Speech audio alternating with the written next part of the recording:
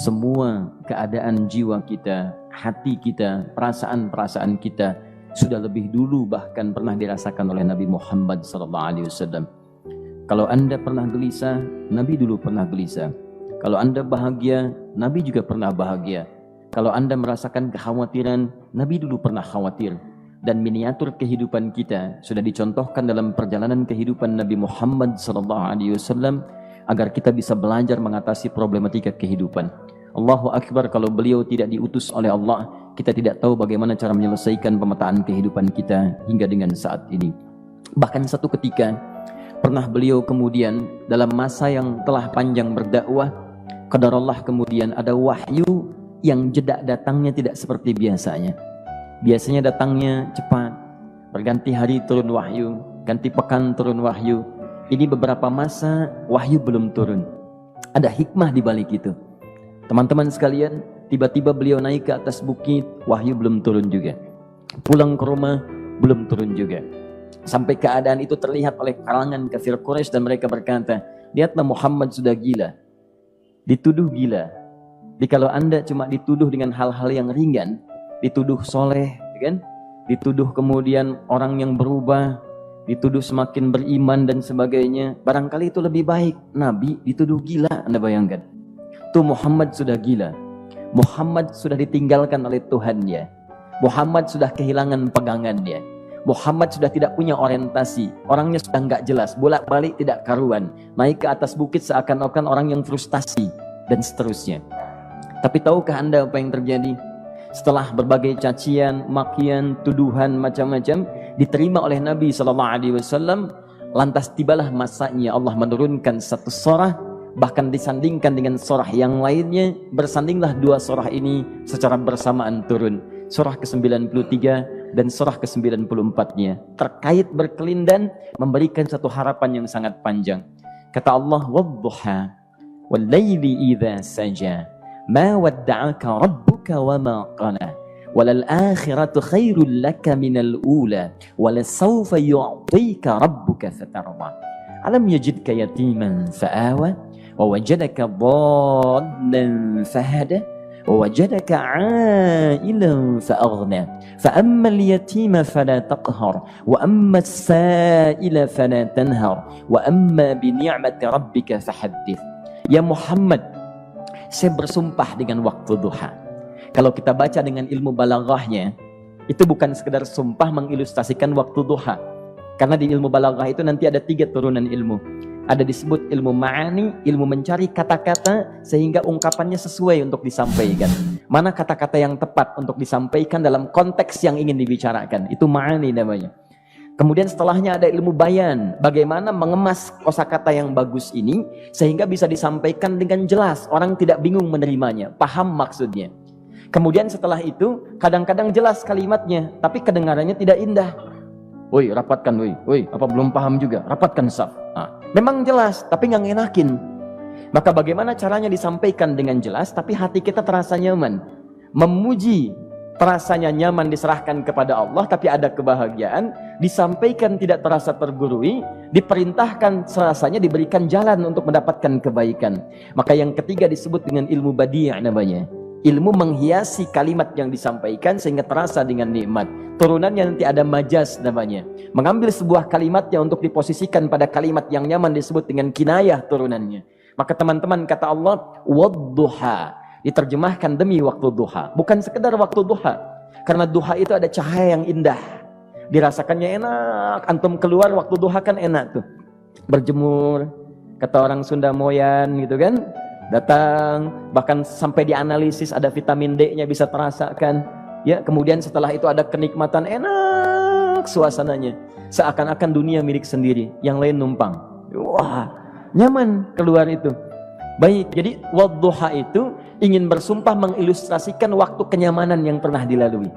Kalau dalam bahasa tafsir yang luasnya, saya bersumpah Muhammad, demi segala kenikmatan yang pernah engkau rasakan dalam hidupmu, seperti engkau merasakan cahaya duha itu. Engkau pernah senang, saya bersumpah dengan kesenanganmu. Engkau pernah tenang, saya bersumpah dengan ketenanganmu. Engkau pernah nyaman, saya bersumpah dengan kenyamanan yang pernah engkau rasakan. Wal laili idza saja. Dan aku pun bersumpah demi gelapnya malam. Demikian terjemahannya. Bukan sekedar gelapnya malam, saja itu sesuatu yang pekat. Ya, ini belakang kelihatan agak gelap nih. Untuk memberikan proyek, kesini aja Pak, saya cuma ngasih contoh ini. Contoh, saya bukan mengeluh, bukan, ingin memberi contoh. Ya, contoh pada ilustrasi yang mau saya sampaikan. Nggak apa-apa, biarkan saja. Saya mau contoh kasih kata saja. Ya, ini belakang agak gelap untuk memproyeksikan cahaya ke sini. Tapi yang mau saya sampaikan, kalau gelapnya begitu pekat, semua cahaya ini nggak ada. Cahaya nggak ada nih, sama sekali tidak kelihatan.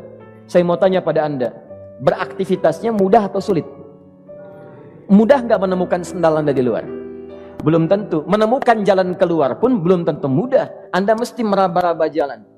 Anda mesti kemudian melihat sesuatu dengan pandangan mata hati Anda. Raba, dan sebagainya. Sampai menemukan jalan itu pun belum tentu benar. Itulah yang disebut dengan gelapnya malam saja pekat. Kadang-kadang ada orang yang menghadapi satu kesulitan yang pekat, suasananya siang, cuman karena masalahnya begitu pekat seakan-akan membuat diri dia gelap. Jalan susah, limbung gitu. Kenapa gelap ya? Padahal terang. Karena masalah menggelimuti dirinya seakan-akan dia diselimuti masalah yang gelap. Bimbang dia. Makan gak enak, minum gak nyaman, dan seterusnya. Ya, biasanya makan ayam tenang, ini dikasih yang lebih enak juga rasanya pahit. Gak enak zamannya. Maka kalau kita ilustrasikan dalam suasana tadi Muhammad, saya bersumpah, engkau pernah hidup nyaman, ataupun engkau mengalami masalah yang sangat pekat dalam kehidupan. Engkau alami sesuatu yang dahsyat sampai engkau bingung, bimbang, pekat, mereka menuduhmu dengan macam-macam. Ma wadda'aka rabbuka wa ma qala. Saya pastikan kepadamu, dalam keadaan nyamanmu seperti dulu ataupun engkau bimbang seperti sekarang, Tuhanmu tidak akan pernah meninggalkanmu ataupun menuduhmu gila. Orang-orang yang dekat dengan Allah Subhanahu wa taala, maka Allah akan menjaganya baik dalam keadaan yang tenang dan nyaman ataupun dalam kesulitan yang luar biasa. Walal akhiratu khairul laka minal ula. Nanti saya akan tunjukkan kepadamu, jika kamu telah tabah dan sabar menerima cacian mereka, menerima tuduhan mereka, nggak apa-apa, ini kan muqaddimah. Masa kamu masih panjang. Kamu masih panjang dalam berdakwah, kehidupan kamu masih panjang membawa tugas dan misi. Kalau kamu belum bersabar pada yang sekarang, bagaimana dengan yang di masa depan? Tapi saya pastikan kepadamu, jangankan yang seperti ini, masalah pekat yang paling hebat pun kamu akan hadapi, yang membuat kamu sedemikian sulit lebih daripada ini, yakinkan pada jiwamu, aku tidak akan pernah meninggalkanmu. Ini prinsip dalam kehidupan kita. Jika Anda menggantungkan hidup kepada Allah, Anda bersandar dengan baik kepada Allah, maka ayat ini akan mengatakan, teman-teman sekalian, Allah tidak akan pernah meninggalkan Anda dalam setiap kehidupan Anda. Nanti, sekarang perjuangan. Kata Allah, walal akhiratu khairul laka minal ula. Nanti saat kamu tiba di akhirat, saya akan tunjukkan kepadamu ada yang lebih hebat yang tidak pernah engkau rasakan sebelumnya saat di bumi. Tidak akan ada lagi kesulitan yang kamu hadapi. Tidak akan ada lagi cacian yang kamu kemudian hadapi. Tidak ada lagi kemudian tuduhan yang kemudian kamu rasakan. Aku akan berikan apapun yang kamu inginkan sampai kamu puas. Wala sawfa yu'tika rabbuka fatarda. Nanti kamu pengen apapun, aku berikan. Kalau saufa masih ada jeda, ya. Kalau bahasanya wa yu'tika mungkin seketika. Tapi ketika mengatakan saufa, artinya bukan saat ini Muhammad. Sekarang pun aku berikan, tapi nanti yang di akhirat aku berikan sampai kamu merasa puas. Ayo minta apa saja. Hadir, hadir, hadir, hadir. Tapi yang paling indah, kalau kamu tidak percaya, alam yajidka yatiman fa'awa. Cobalah ingat, kalau sekarang sedang susah, coba ingat dulu. Bukankah saat kamu yatim, aku yang merawat sampai kamu tidak merasakan kegelisahan itu? Lahir bapak tidak ada, aku cukupkan dengan kakek. Kakek meninggal, aku hadirkan ibu dan paman hadir di sekitaranmu. Ibu meninggal, ada kakek. Kakek meninggal, ada paman. Dan Khadijah hadir di sekitaranmu. Bukankah aku rawat pada saat itu? Wajadaka dhallan fahada. Kamu sedang bingung, sedang susah, bukankah sering aku berikan petunjuk kepadamu?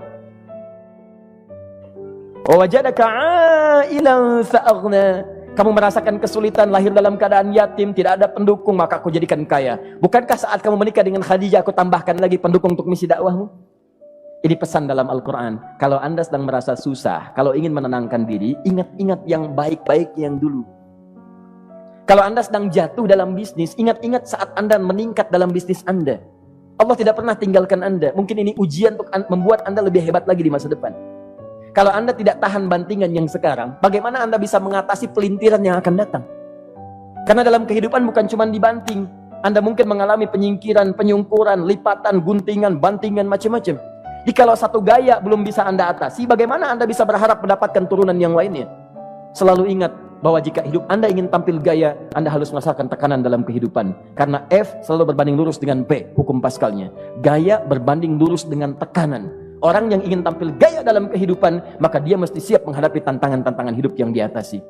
Turun ayat sampai ujungnya. Jikalau kamu sudah begini lagi, jangan pernah kamu membentak orang lain. Jangan pernah merendahkan orang lain. Karena Allah pun menjaga setiap hamba sepanjang ia mendekat kepadamu. Setelah itulah turun kemudian surah Al-Insyirah.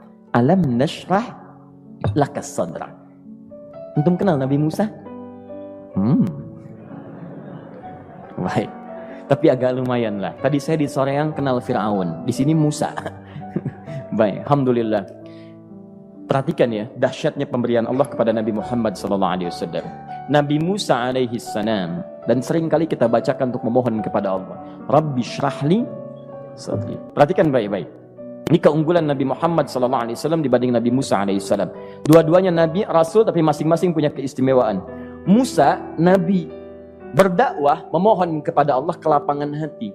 Rabbi syrahli sadri. Ya Allah, tolong lapangkan hatiku nih. Kenapa mesti lapang? Karena pasti Musa merasakan nih. Saya tahu betul karakter Fir'aun.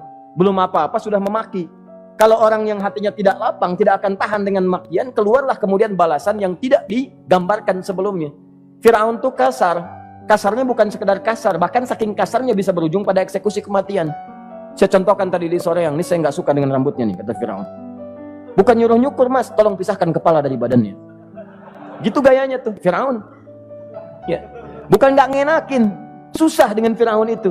Jadi kalau belum apa-apa datang Musa ke situ, hatinya tidak seluas samudra, hatinya tidak lapang, cuman seluas gelas, tidak akan sabar menerima cacian Fir'aun. Begitu datang dicaci, dasar anak gak tahu diri, gak tahu malu, sudah saya rawat begini. Ya Allah, saya bosan dengarnya, matiin aja sekarang.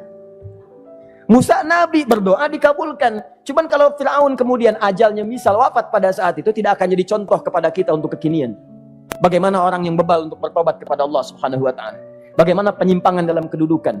Bagaimana dia kemudian akrab dengan pengusaha yang gelap. Di pengusaha gelap berpartner dengan penguasa zalim. Sudah ada dari dulu. Pengusahanya disebut dengan Qarun. Kemudian mohon maaf, ya, yang pemimpinnya disebut dengan Fir'aun. Tokoh intelektualnya disebut dengan Haman. Makanya cerita ini komplit di Quran. Sudah ada. Di setiap persoalan dalam kehidupan masyarakat disebabkan tiga hal yang berkolaborasi. Kalau bukan penguasa zalim, berpartner dengan pengusaha gelap, ditopang oleh intelektual yang sembrono. Itu persoalan. Jadi kalau ada sekarang intelektual menyalahgunakan kepintarannya, dia terlambat, sudah ada Haman dulu. Dan gak usah bersaing, dia bisa bikin piramida, Anda belum tentu bisa membuatnya. Kalah Anda, masih kalah hebat. Ya, jadi kalau dititipkan sesuatu jangan disimpangkan. Yang ingin saya sampaikan, Musa mengatakan Rabbi syrahli sadri. Nabi berangkat berdoa dikabulkan oleh Allah. Nabi Muhammad belum minta turun ayat. Alam nashrah laka sadra. Yang ini minta Rabbi syrahli sadri. Nabi Muhammad alam nashrah laka sadra.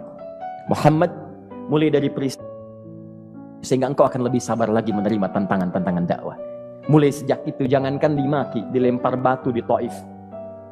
Dari Mekah pergi ke Taif dengan Zaid kemudian. Sampai di Taif mendapatkan sesuatu yang tidak dibayangkan sebelumnya. Kalau cuma dihentikan saat mengajar, wajar. Ini dilempari batu. Anda bayangkan? Bisa kebayang nggak? Lempari batu tuh. Dilempar. Zaid jadi tameng, berdarah-darah, kemudian mundur. Mundur, beristirahat di bawah tepian pohon. Begitu beristirahat, datang malaikat penjaga dua gunung. Turun malaikat dengan kesal mengatakan, Ya Rasulullah, mud yadaika ilas sama. Ya Rasulullah, angkat tanganmu ke langit, minta kepada Allah, aku angkat dua bukit di Taif, aku himpit keduanya. Aku himpit penduduk Taif dengan dua bukit itu. Apa jawab Nabi? Karena sudah mendapatkan kelapangan, ketenangan, belajar dari peristiwa-peristiwa tadi, indah jawabannya. Lah, katanya, tolong jangan lakukan. Innahum qaumun la ya'lamun. Mereka belum paham saja. Mereka belum mengerti. Tolong jangan lakukan. Aku bermohon kepada Allah. Boleh jadi nanti di masa depan akan ada hamba-hamba terbaik yang lahir dari bumi Taif ini. Kemudian beliau berkata, Rabbi, ila man takilluni? A'ila qaribin yu'limuni? Am ila ba'idin yu'dhini? Fa'ana radin ma lam taghdab ilayya. Ya Allah, kemana lagi engkau akan utus aku untuk berdakwah setelah peristiwa ini? Apakah tempatnya lebih dekat aku jangkau sekarang, tapi di situ aku akan disakiti lagi? Ataukah jaraknya masih jauh, tapi di tempat itu aku akan dizalimi lagi? Aku ridha ya Allah dengan itu semua, asalkan engkau tidak marah kepadaku. Asalkan engkau tidak marah kepadaku. La haula wala quwata illa billahil aliyil azim. Begitu kelapangan itu muncul, ridha dengan ketetapan dan siap, tabah, kuat, hadir dalam jiwanya. Tiba-tiba turun undangan, tunaikan Isra dan Mi'raj. Diangkat statusnya, naik mendekat kepada Allah Subhanahu wa taala. Dihilangkan bebannya, wa wada'na anka wizrak alladzi anqadha dhahrak. Itu hikmah, teman-teman. Barangkali kalau antum saat ini datang ke masjid ini untuk kajian, sedang bawa beban, ada kesulitan, penuh dengan macam-macam, barangkali dibacakan surat Ad-Duha tadi untuk memberikan harapan kepada Anda. Ini bukan PHP, karena ini bukan masalah urusan manusia. Ini adalah janji yang tidak akan pernah diingkari. Innallaha la